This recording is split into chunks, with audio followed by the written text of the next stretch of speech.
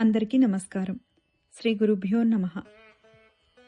కంచి పరమాచార్య స్వామివారి వైభవాన్ని తెలిపే ఈ అనుభవం స్టోరీస్ ఆఫ్ మహాపెరియవ పరమాచార్య అనే పేజ్ నుంచి స్వీకరించబడినది. ఈ అనుభవం పేరు అనారోగ్యం వైద్యుడు. శాస్త్రి గారి కుటుంబం పరమాచార్య స్వామివారికి పరమభక్తులు. చిన్నవారైన చంద్రుశాస్త్రి బెసెంట్ నగర్లో ఉన్న రత్నగిరీశ్వర్ దేవస్థానంలో ప్రధాన అర్చకులు. మధ్యవారైన మణిశాస్త్రి శ్రీమఠం కార్యవ్యవహారాలు చూస్తుంటారు. ఒకసారి ఆయన తీవ్రంగా జబ్బుపడ్డారు. వారిని పరీక్షించిన వైద్యులు వారిని విహెచ్ఎస్ ఆసుపత్రికి తీసుకుని వెళ్లవలసిందిగా ఒక లేఖ ఇచ్చి సిఫారసు చేశారు. వెంటనే వారు ఆసుపత్రిలో చేరారు. కొద్ది రోజుల తరువాత వైద్యులు, ఇక నమ్మకం లేదు, ఇంటికి తీసుకుని వెళ్ళండి అన్నారు. వారిని చూడటానికి వచ్చిన హరిహర శాస్త్రి గారు కోమాలో ఉన్న తమ్ముణ్ణి చూసి నిశ్చేష్టులయ్యారు. వారికి మెదిలిన తరుణోపాయం తమ్ముణ్ణి కంచిమఠానికి తీసుకుని వెళ్లడం. కానీ ఇప్పుడున్న పరిస్థితిలో అది అసాధ్యం. కనుక తన తమ్ముడి బదులు తను వెళ్లాలని నిశ్చయించుకున్నారు. వారితో పాటు కొంతమంది దేవాలయ కార్యవర్గ సభ్యులు కూడా వచ్చారు. రాత్రి 11 గంటల ప్రాంతంలో వారు కారులో బయలుదేరారు. కంచిలో కాపలావాడు మఠం ప్రధాన ద్వారం వేస్తుండగా మహాస్వామి వారు తలుపులు మూయవద్దు, హరిహర శాస్త్రి వస్తున్నాడు అన్నారు. కాపలావానికి ఆశ్చర్యం వేసినా మహాస్వామి వారి గురించి తెలుసు కాబట్టి వేయలేదు. మధ్యరాత్రిలో మఠానికి వచ్చి వారితో శిష్యులు చెప్పారు, మహాస్వామి వారు మిమ్మల్ని చూడాలనుకుంటున్నారు అని. వారు మహాస్వామి వారిని కలిసి సాష్టాంగం చేసి నమస్కరించారు. శ్రీవారు వారిని, మీరు భోజనం చేశారా? మఠం వంట వాళ్లకు మీకోసం ఉప్మా చేయమని చెప్పనా అని అడిగారు.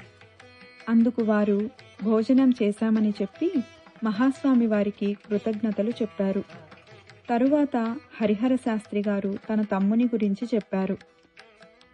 మహాస్వామి వారు ఒక పెద్ద పళ్ళెంలో కొన్ని ఫలములు, విభూతి, కుంకుమ ప్రసాదంగా ఇచ్చారు.